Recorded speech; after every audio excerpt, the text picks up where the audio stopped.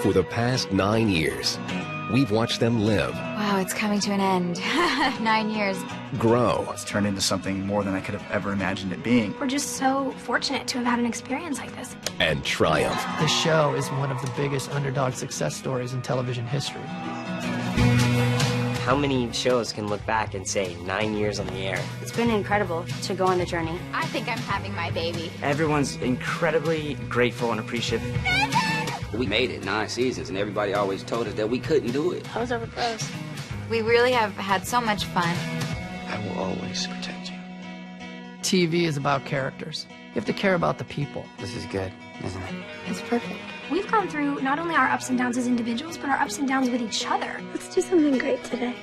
Tonight, creator Mark Schwahn What I'll miss the most about making the show are the relationships. and the cast of One Tree Hill It resonates with people on a very personal level. look back on an incredible journey of the friends we've come to know and love. It's like having a friend or a loved one that you know you're not going to see anymore. I'm with you every day. And it is personally satisfying to say, like, what an accomplishment. It's one of the most amazing experiences I've ever had. You did it! We did it. It's immense and it's beautiful, and I don't think any of us will ever have an experience like this again.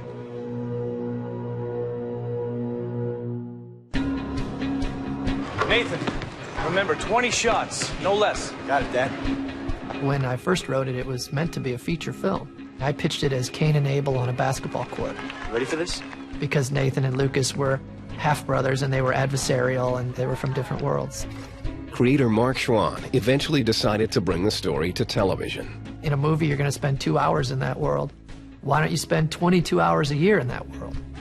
But when the series premiere was moved to an earlier date, the show was faced with a challenging launch. 9 years ago, if you weren't in the advanced magazines, nobody knew your show was on.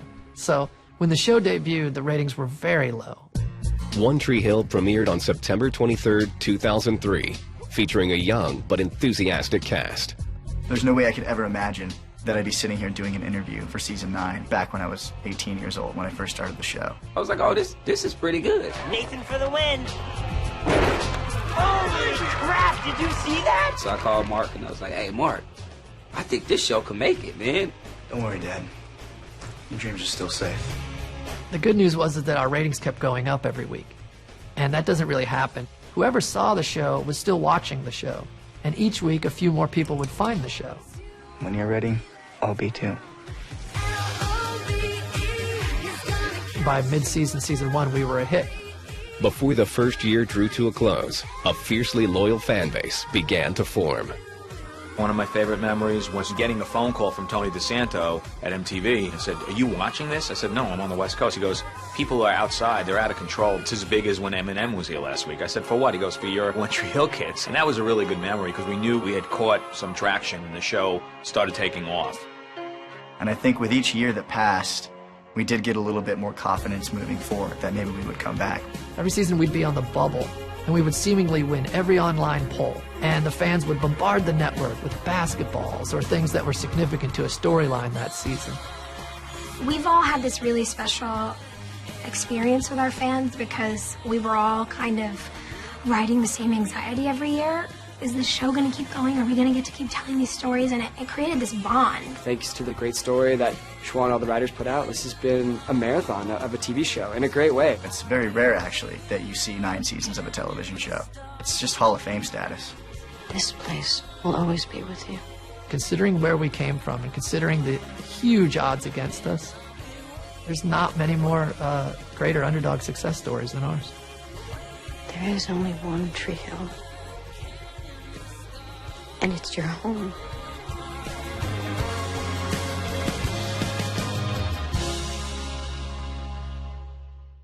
Anyway, man, what you reading these days, man? Steinbeck, the winner of our discontent. Let me hear some. Nah. Come on, dog. You know I be reading vicariously through you. From the beginning, One Tree Hill had many influences. Man, I used to love Journey. Wow. The end of the first episode has a quote from Shakespeare. And that quote is very indicative of the show itself. There is a tide in the affairs of men, which taken at the flood leads on to fortune, I was attracted to classic literature because I felt like the stories we were telling were about these kids in this time, and yet these quotes from hundreds of years ago applied perfectly to their situation. And we must take the current when it serves, or lose the ventures before us. The quote is basically about opportunity. That's what the show was to me and to the people involved. Opportunity is calling, what are you gonna do? If music and literature provided the heart of the series, its soul came from a different place. I'm a fan of sports in general, how inspiring sports can be, and about how athletes can remind us that we all have greatness inside of us. It's a great terrain to set stories. Lucas Scott with the ball, alley-oops to Nathan. The Birds have taken flight. North Carolina is a basketball hotbed and a natural location for the series. I set One Tree Hill in Illinois because that's where I was from. But because of production concerns, the studio asked me to look at some warmer weather states. One of the states they wanted me to look at was North Carolina. Once I got there, it was beautiful. And they took me to look at Michael Jordan's high school gym. And I said, we're good. This will be perfect. And that was Laney High School, and that's where the Ravens played their basketball. The town of Wilmington provided the perfect backdrop. I know a place open all night. Let's roll. I was so captivated by the view of the town from Battleship Park. Our gaffers and our riggers lit that town so magically. Anytime you see us at the river court at night, all of those lights on the other side of the river are ours. When I was 17 years old, I was shooting for 14 hours a day on that river court, and it's turned into something more than I could have ever imagined it being, and that river court has been a fixture throughout this whole journey. Filming basketball sequences was made easier by the series' star player. As a sports fan, you want things to be authentic. When I got James Lafferty to play Nathan, he was living in Hemet, California, playing high school basketball. It was such a luxury to turn to the 6'2", 17-year-old kid and say, well, it says you have to dunk, so you have to dunk. He's so competitive, he just threw the dunk down. And I thought, this is going to be really special. We win! And while games in Tree Hill created incredible moments, So who do you want standing next to you? it was the stories that rose to the top. It's okay. Go. I just felt like I understood young voices, and I always knew what the moments were going to be. When all my dreams come true, the one I want next to me, it's you. You know, that they were going to be more powerful and relevant than the actual sport. Today is the best it ever gets for me. Will that be enough? Of course. There is something that this show does to our core audience. It resonates with people on a very personal level. Hey, listen, this is not a mistake. How can you be sure? Because there is nobody that thinks this thing can work. I do. Figuring out how to persevere through the hard times in life. I will always protect you. Always. Difficult marriage or difficult friendships. Deaths or kidnappings. You should always be able to be exploring and finding new things with a character that you play this long. We don't want to be vulnerable, and we don't want to show that we struggle, and we don't always make the best choices. That mirrors life. You know, you stumble, you fall, but you're always redeemed. Meet me halfway here? Why should I? Because I'm sorry. Everybody has obstacles and difficulties, but sometimes quietly it's nice to hear that it's going to be okay. Because you're looking really hot standing out here in the rain, and I'm thinking I have to kiss you. Well, if you have to. I'm gonna love you more than anyone.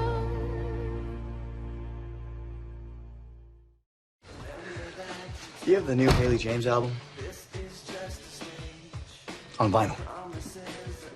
Nice. Yeah, I got a promo copy. From the beginning, One Tree Hill had not only a defining look and tone, but a defining sound as well. DJ Bobo? Where are the Executioners or the Chemical Brothers or anything? I think it's really good you're fighting with Nathan again. You do? Yeah. Every time you guys fight, I get to hear new music. Kids have a soundtrack to their lives. Most everyone is a music fan. This one's for you, Haley. So very early on, we wanted music to be a focal point of the show. Hey guys, this is Kate Vogel from One Tree Hill. We opened Trick in season 2 so that we could feature more bands and more artists. Michelle Branch and Jessica Hart are playing a Trick tomorrow. No way! Yes, that's awesome! It's almost like we made a mixtape every week. And I got to give my mixtape to millions of people and say, here's what I'm listening to and here's what I love. As high as the moon, so high. I'm proud that I got to shine a light on some greatness. I remember saying to Kate Vogel once, "You were always great. We just had the vehicle that could shine a light on that." It's still happening for you, Haley. It will, someday. Well, some days here. I talked to Michelle. She wants you on the tour.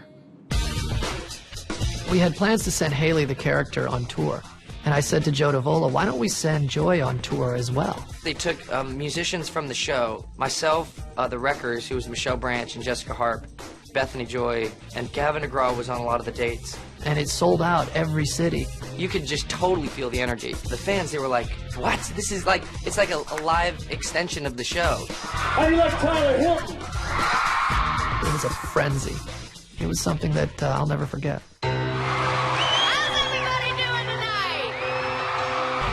The series toured again in season 6, this time for U.S. troops. 2 hours, they're going to Iraq, okay? That's real. That's why we're here. We love you guys. One Tree Hill fans had an enormous appetite for music, and the series became a destination for new and emerging artists. You're Gavin DeGraw. Yeah, that's me. Had a new album out and was struggling, and we struck up a friendship and a relationship. That alliance would give One Tree Hill its signature sound. People know those notes when they start. They know that it's this place, that it's this group, that it's this family. That song, I Don't Wanna Be, went platinum. It went #1. And that was a year after that record came out. And it was because of the One Tree Hill fans. This show has the most dedicated fans of anybody I've ever seen. When you meet them in person, they convey that passion and that energy. They've immersed themselves in this little town of Tree Hill and, you know, love the characters that inhabit it. It's amazing to have all these people showering you with love. It's like, oh, we're coming from France, we're coming from Australia, we're coming from London. I was like, you saved up all your money to come over here? That's dedication. We've called on them throughout the years to bother the network, to get us picked up, to show up at the mall tours, to show up at the concerts. People have invested 9 years of their lives. You go from junior high to out of college, and to think that this show was an ally to them at that time is very humbling. With such a dedicated following, the show looked for more ways to reach out and connect. We would always think about, if this were your favorite show, what would be cool? Come on, we're all graduating soon. It could be like a last hurrah. How about red vines? You can't have a road trip without red vines. What if the characters came to your town, and you were you, but the characters were the characters? A contest was created, and fans across the country submitted videos to bring One Tree Hill to their hometown. How about you come to us? And a small Texas town became the principal location. Action! This is it. Honey Grove, the sweetest town in Texas. The first night we got there, James Lafferty and Antoine Tanner and I wanted to go play basketball. The people showing us mad love, so happy to be here. We just scrimmaged with the team for like a couple hours, and by the end of the scrimmage, the bleachers were fairly full. You guys crashing? No. We know everybody in our school. Don't tell anyone, will you? Nah, it's cool. When we shot the scenes outside, it was like a parade. And it's like this huge experience for them as much as it is for the cast. We made the front page of the Weekly Gazette. We've really created bonds with the people who watch our show that no other show, I think, has really done. I think I'm gonna miss Honey Grove. Yeah, me too. One of the reasons you get to 187 episodes is you make the decisions with the show's best interest in mind, and with the fans in mind.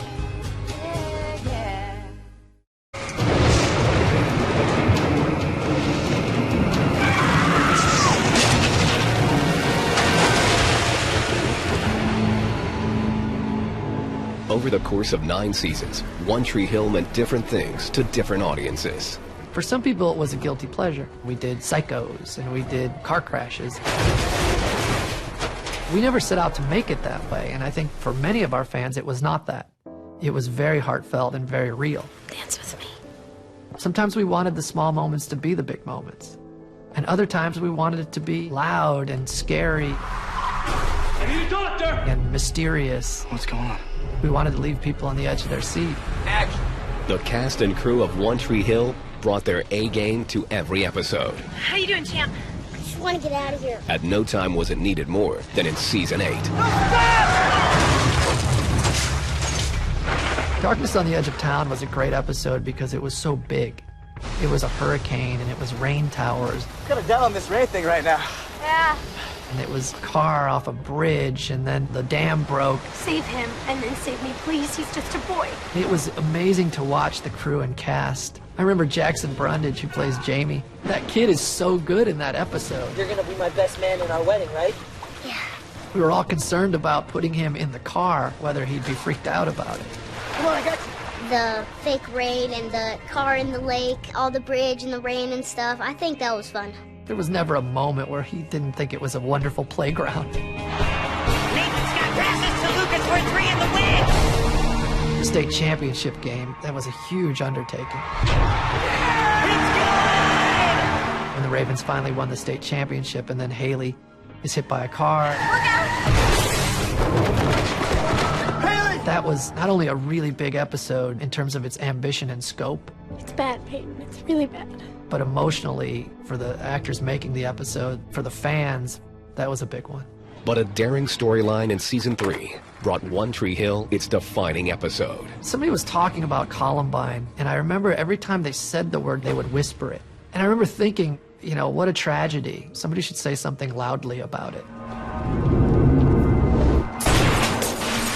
It was a testament to the studio and network that the executives trusted us to make that episode, because it could go very wrong. And the last thing anybody wants is that somehow we glamorize a kid in school with a handgun. You don't have a record, Jim. You're a good student, and you're a minor. And maybe this isn't as bad as you think. This ain't Breakfast Club. Let's face it.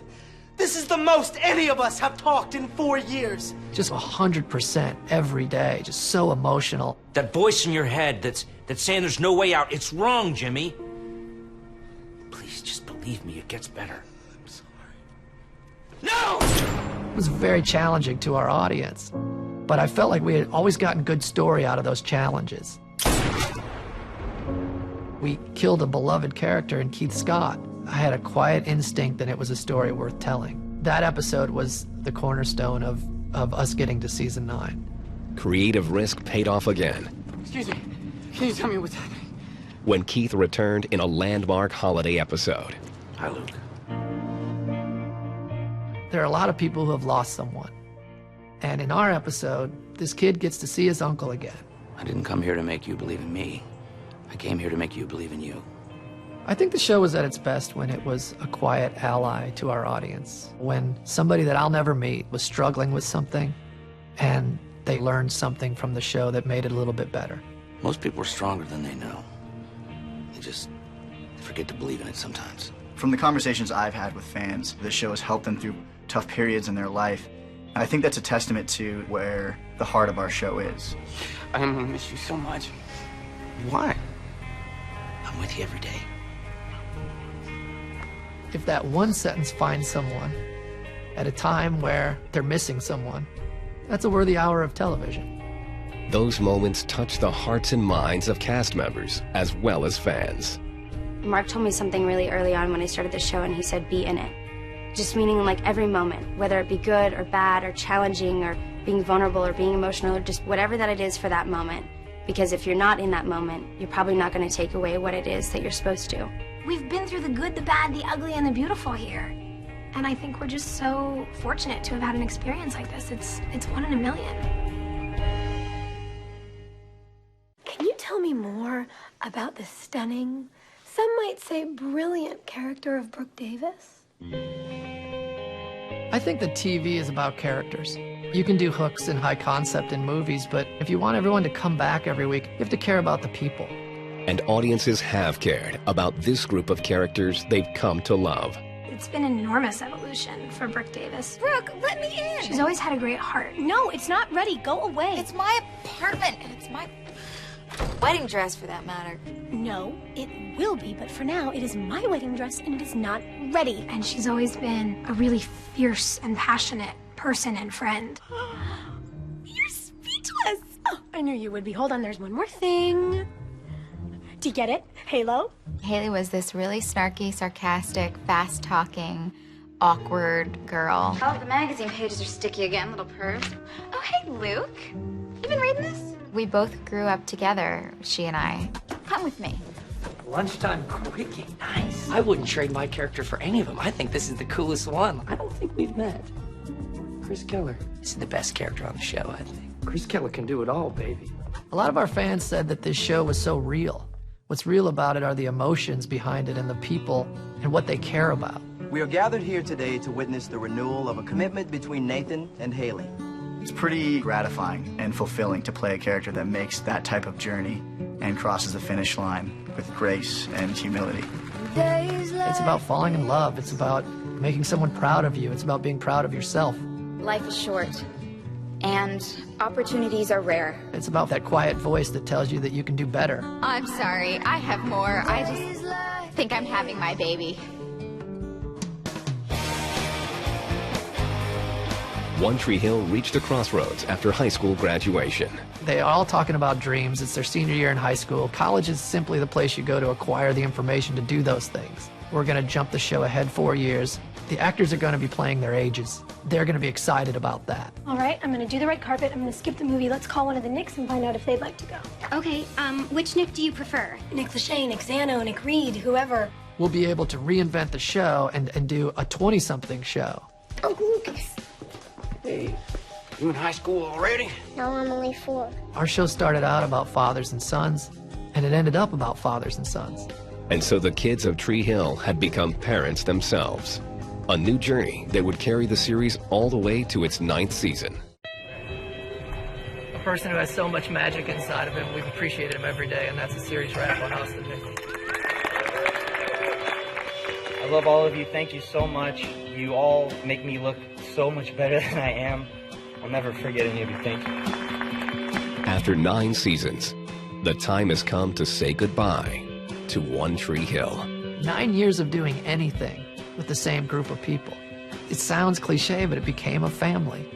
The directors would always say to me, that crew is something else, and they are.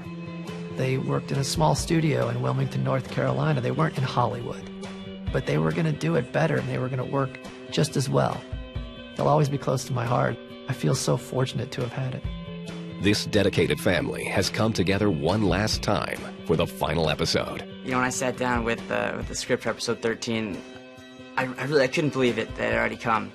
The script for the final episode is so cool, and I think everybody that read it got teary when they read it.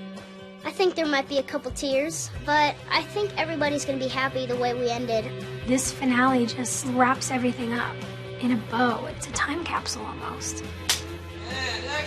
I was directing the final episode, and what I underestimated was saying goodbye to locations. You know, the last day that we shot in Karen's Cafe became emotional. When we shut the lights out at Trick, it became emotional. It's the last time we're going to be in Trick. It's the last time we'll be on the river court.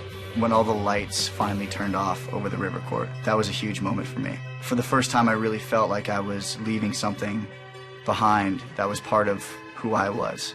9 years on the air. I mean, that's just an incredible accomplishment, and I'm so proud of it. It's happy and it's sadness because you made it 9 seasons, but you would definitely miss those bonds that you created with a lot of your castmates.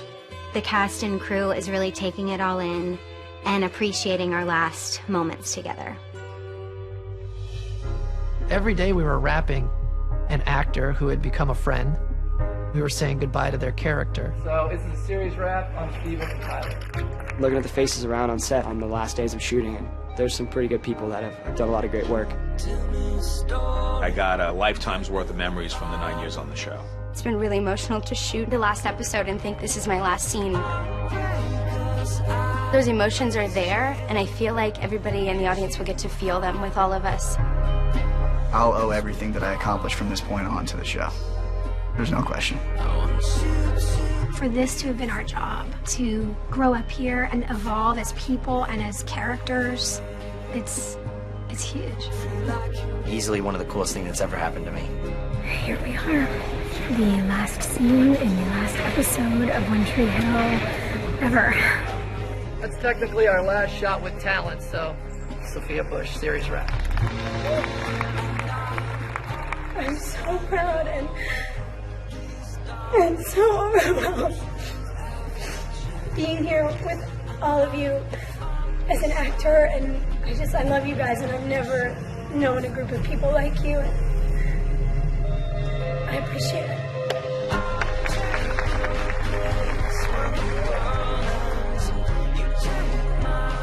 had never written a television show before, and I felt like they had taken a leap of faith in me. And that stayed with me for all 9 seasons. The fans deserved my best. The writers deserved my best, the cast, the crew. I feel like everybody could sort of tell, and that they felt an equal responsibility because they knew that I cared so much about it. So they decided to love it with me. I like to believe that we paid back that leap of faith, and that we always put the show first. We told good stories, and we tried to do it the right way. And I'll always be proud of that. All right, that's the series wrap on One Tree Hill.